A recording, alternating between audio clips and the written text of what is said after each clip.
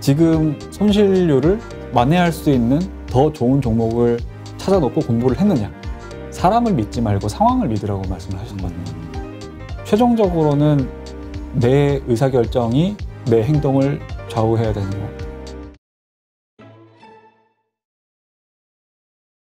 그 주린이 분들 근데 이렇게 생각하는 분들도 있기는 해요. 내가 뭐 안전하게 돈 지키려고 주식 투자하나? 네. 벌라고 하는 거지. 네. 그러니까 공격적으로 네. 아니 뭐 몇 프로 벌려고 내가 주식 투자한다고 하면 네.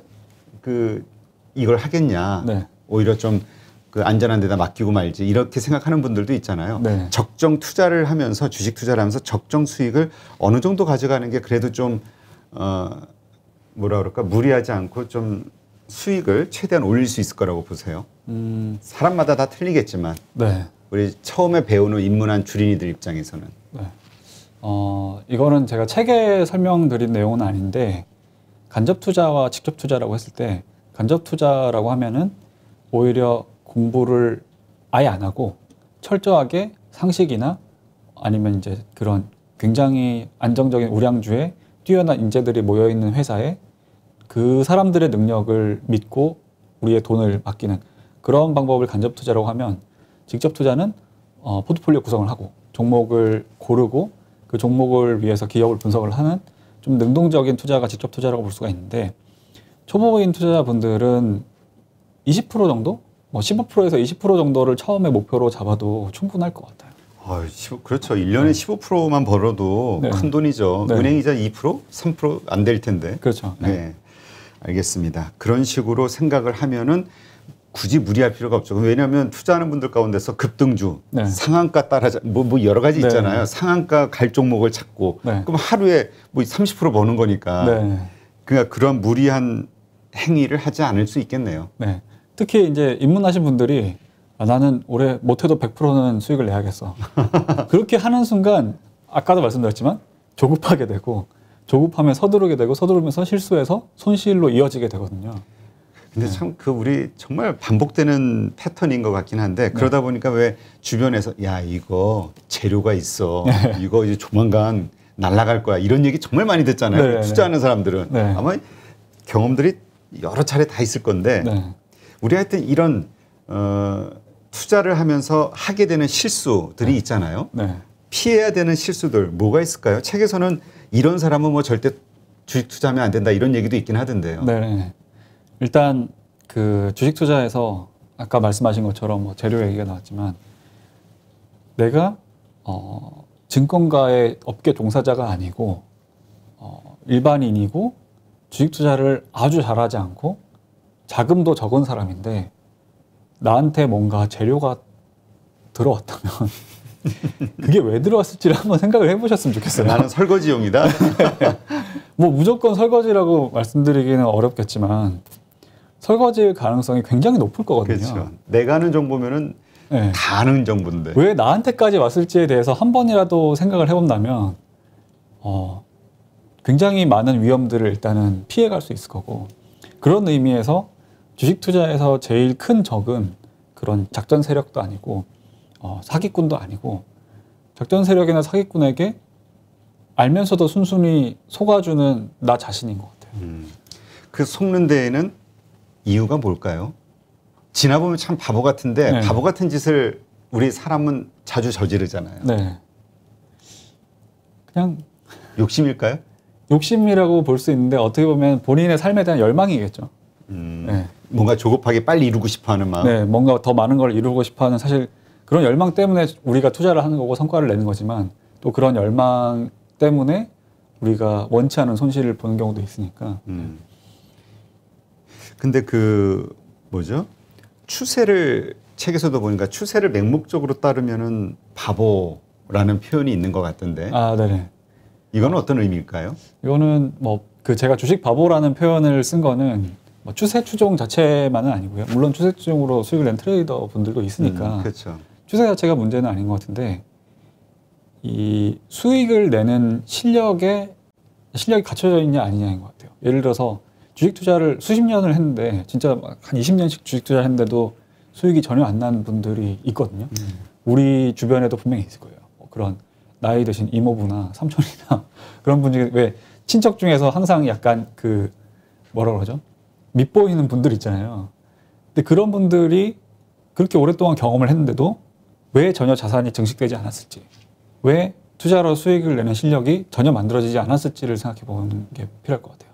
그래서 주식 초보, 보통은 이제 막 주식에 입문한 분들이 나는 주식 초보야라고 생각을 하지만 사실은 초보도 아닌 경우가 많아요.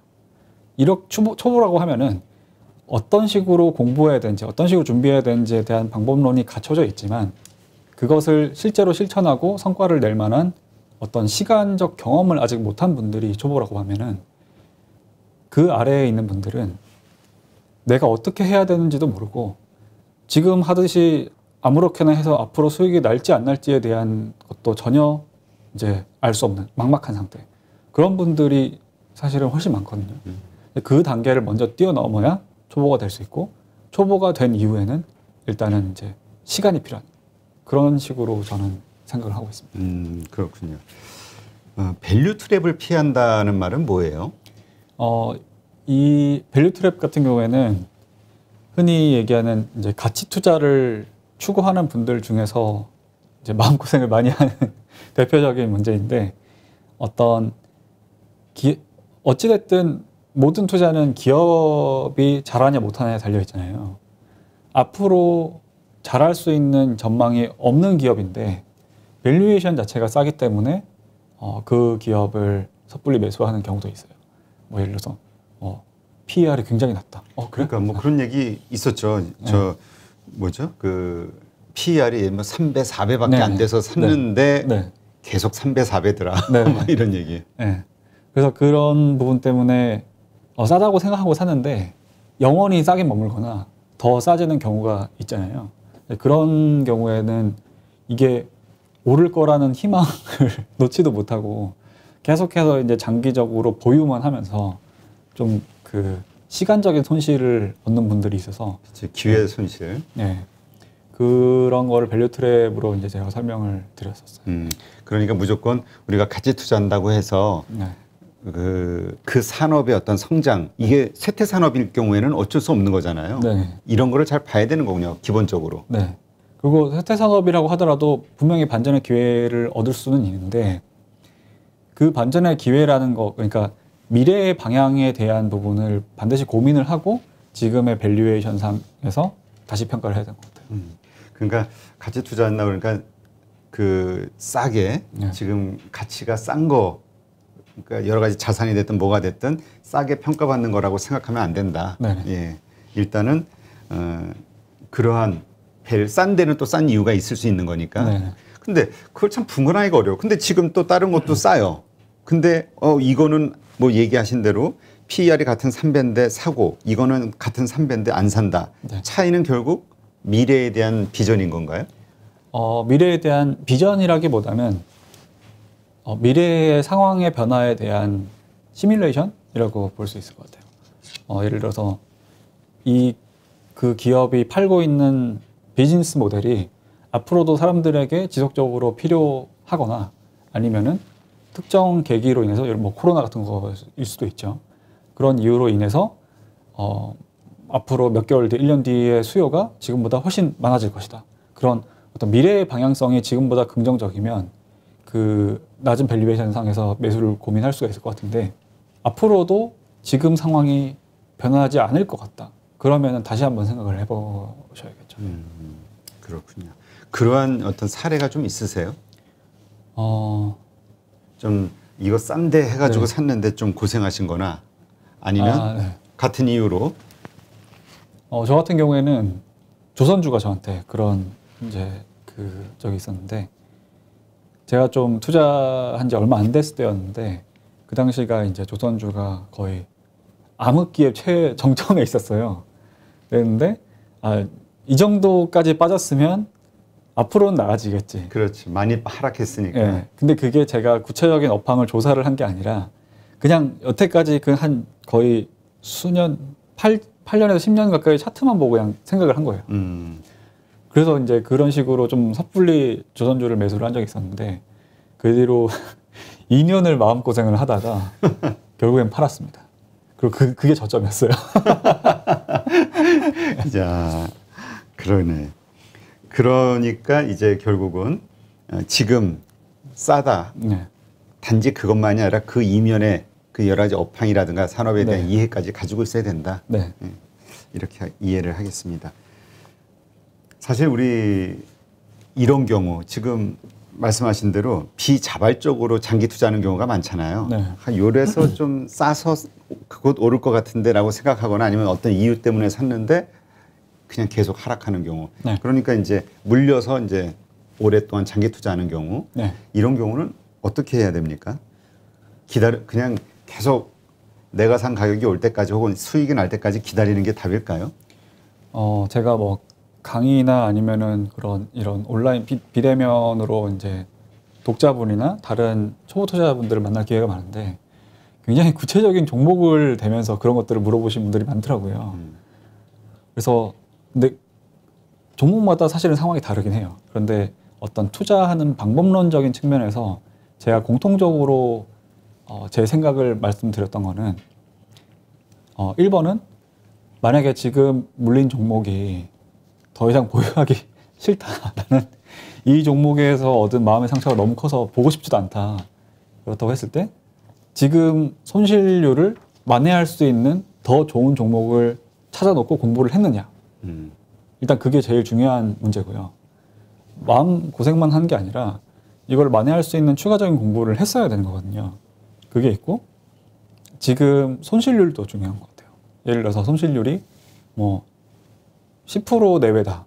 사실 그 정도면은 그냥 손절을 하더라도 만회를 할 수 있는 여지를 둘 수가 있는데 뭐 30% 이상 손해를 봤다. 그러면은 그 부분이 제일 애매한 것 같아요. 사실 그 정도면 이미 비쌀 때 샀을 거거든요. 30% 이상, 40% 이상 하락을 맞은 경우에는 작년 뭐 코로나 사태 그 정도가 아니면은 일단 살 때부터 잘못한 거였을 거예요. 근데 그 부분을 내가 물타기를 해서 이제 그 평단가를 낮출 수 있는 자금 여력이 되느냐 또 물어봐야 되고, 그 다음에 이 기업이 반전할 수 있을 것인지에 대한 이제 공부도 다시 해야 되고, 그게 아니면은 사람들이 자기를 위해서 손절한다는 사람도 있어요. 30% 40% 손실을 봤는데, 심지어 반토막 손실을 봤는데 나를 위해서 냉정하게 투자를 해야 되니까 손실을 확정하고 손절을 한다 그러는데, 사실은 냉정하게 자신을 위한 게 아니라 그냥 기분이 좋아지려고 손절하는 거거든요. 그런 내가 지금 충동적으로 나의 기분을 위해서 얘를 팔고 싶은 건 아닌지 그것도 저는 여쭤봐요. 오히려 그 기분을 견뎠을 때 반전이 시작되는 경우가 훨씬 많거든요.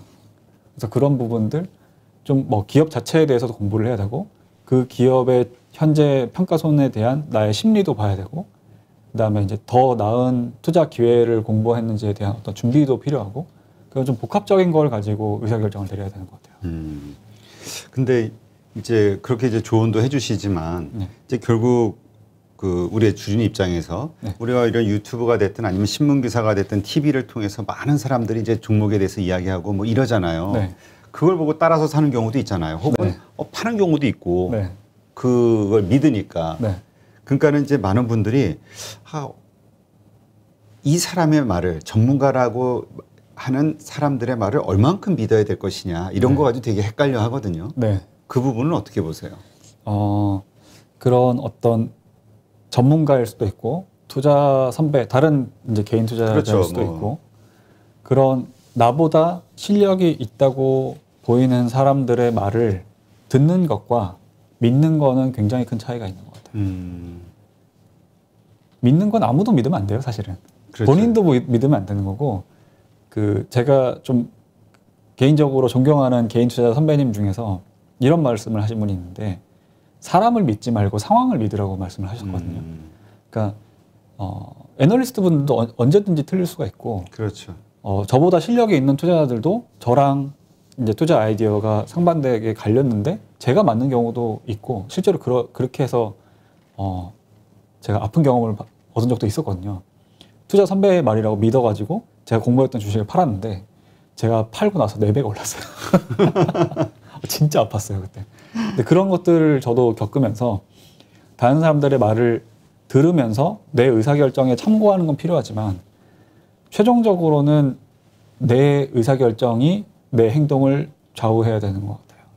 그 사람들의 말을 믿어서 그걸로 바로 내 행동을 결정해버리면 안 되는 것 같아요.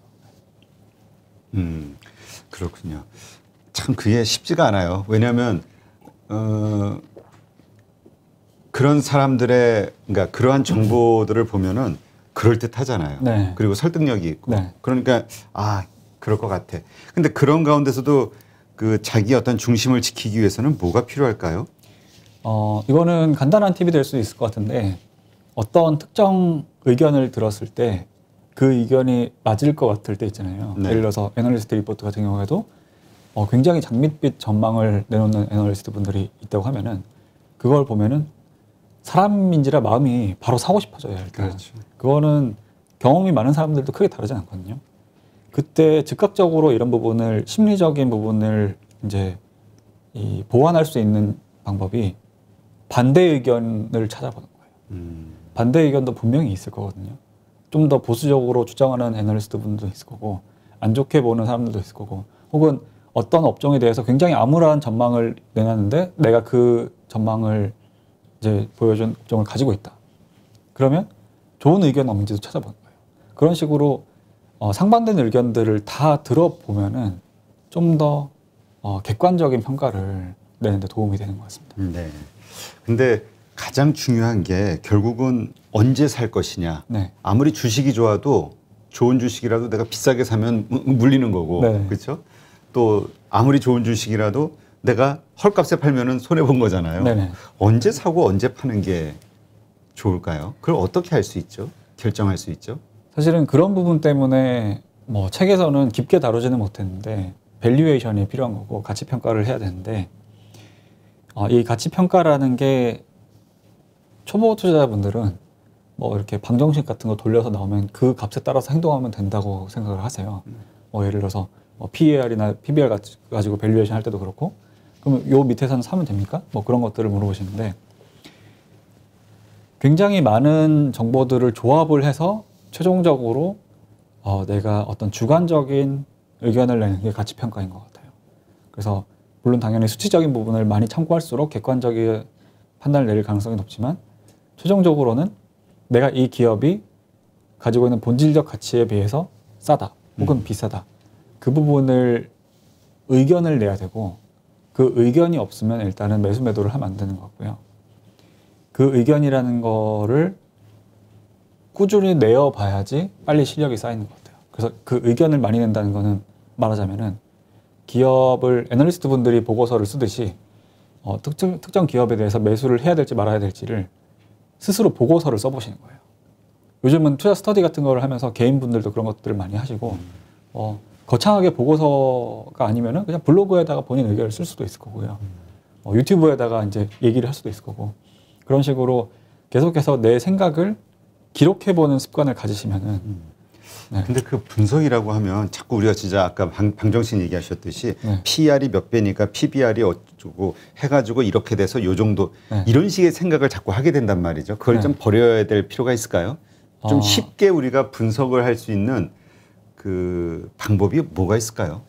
버린다기보다는 그런 것들도 당연히 계산도 하겠지만 그게 궁극적인 정보는 아니라는 거죠. 그런 어떤 수치적인 정보, 좀 객관적으로 보이는 정보들이 있다면 나머지 절반의 어떤 주관적인 판단력이 개입이 되는 것 같거든요. 그거를 둘 다 가져가는 게 맞을 것 같고 사실 이 부분은 많이 하다 보면 어느 정도는 익숙해져요. 근데 이 부분은 제가 보기에는 경험이 필요한 것 같아요. 그래서 그런 부분에서 제가 이제 입문하신 분들에게 당부드리고 싶은 거는 처음 한 1, 2년 정도 투자를 할 때는 내 주관적인 판단력, 의사결정 능력을 기르는 시간이지 수익을 내는 시간이 아니라는 거죠. 수익이 나더라도 운이 좋아서 수익이 났을 가능성이 높고 손실이 났더라도 그냥 운이 안 좋았을 가능성이 높아요. 그렇기 때문에 너무 조바심 내지 마시고 처음에는 내가 실력을 기르는 기간이라고 생각하시고 최대한 많은 의견을 작성을 해보시는 그런 식으로 하시면 어떨까요? 그러니까 참 많은 분들이 공부를 해야지 하면서 그냥 네. 그 어떤 욕구는 느끼는데 그냥 어떤 전문가들의 이야기를 듣는 거, 많이 듣는 거, 네. 이걸 공부라고 생각하시는 분들도 있기는 해요. 네. 근데 그거보다는 자신이 직접 한 걸음 더 나아가서 한번 그런 그 기업이라든가 그 어떤 주식에 대해서 자신의 생각을 이렇게 정리해 보는 것도 좋은 공부겠네요, 그게. 네, 오히려 그게 더 중요한 공부인 것 같아요. 특히 요즘은 워낙에 좋은 정보들이 많이 쏟아지고 있으니까 뭐 이런 유튜브 같은 것도 있을 수 있고 왜 어렸을 때 저희 부모님들이 너 TV 그렇게 계속 보면 안 돼 막 그러잖아요. 혹은 TV를 보는 시간을 정해주시는 경우도 있잖아요. 그렇죠. 요 시간에 만화 할 때만 봐야 돼. 약간 그런 것처럼 성인들도 똑같은 것 같아요. 영상 매체가 전달해주는 정보는 당연히 고급 정보고 좋은 정보지만 내 실력을 늘리기 위한 어떤 능동적인 정보가 아니다 보니까 영상 매체를 소비하는 시간을 정해놓는 게 맞는 것 같아요. 그리고 나머지 더 좀 중요한 시간을 할애해서 그 시간에 내가 좀 더 의견을 작성해보고 보고서를 써보는 그런 시간을 꼭 이제 할당을 하셔야 되는 것 같습니다. 그렇군요. 그래서 그 책 제목도 운을 극복하는 주식 공부. 그러니까 이게 우리가 돈을 벌고 안 벌고 못 잃고 이거는 이제 운이다. 네. 이거를 극복할 수 있는 거는 자신의 노력, 공부. 네. 그 공부를 어떻게 할 것이냐. 다시 한번 좀 정리를 해보면 처음부터 우리가 제대로 좀 빠르게 마스터할 수 있는 길을 찾아가면 좋잖아요. 네. 가장 좋은 어떤 그 로드맵을 하나 만들어 주신다고 하면 어떤 게 있을까요? 이거는 제가 이제 책에 간단하게 소개를 드렸는데 뭐 절대적인 방법은 아닌데 제가 생각하기에 초보자분들이 제일 개념적으로 쉽게 받아들이실 수 있을 것 같아서 제안을 드렸어요. 일단은 최소 하루에 1시간 이상은 그런 어떤 능동적인 공부 시간이 있어야 되는 것 같고요. 그 1시간이 없는 분들은 뭐 책에도 설명드렸지만 공부하지 마시고 그냥 차라리 삼성전자 주식만 사셔도 돼요. 근데 그런 이미 많은 사람들이 공부해서 네. 괜찮다고 평가돼 있는. 네.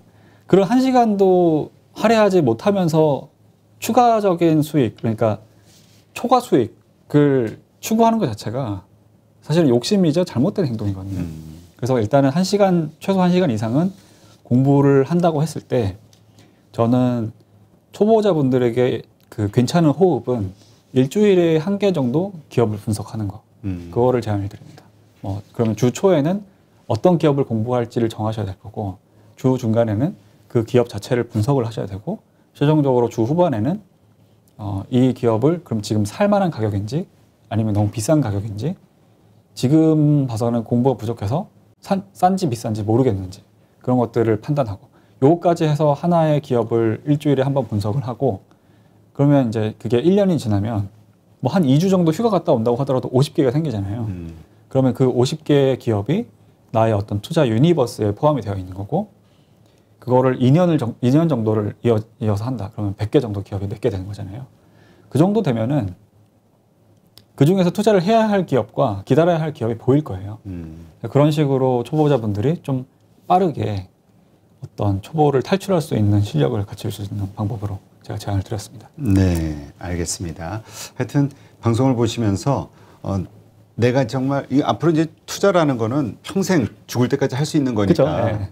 그냥 지금 단지 얼마 벌고 이게 중요한 것보다는 네.